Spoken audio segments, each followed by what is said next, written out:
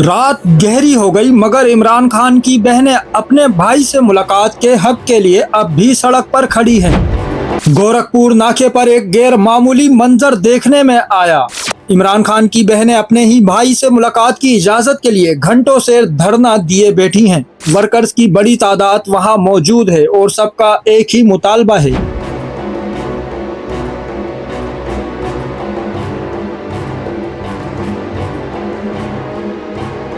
इमरान खान से अहले खाना की मुलाकात कराई जाए। मुलाकात रोकने के फैसले ने कारकुनों में बेचैनी बढ़ा दी है और सूरत हाल हर गुजरती घड़ी के साथ मजीद कशीदा हो रही है। कमेंट सेक्शन में अपनी कीमती राय से भी जरूर आगाह करें।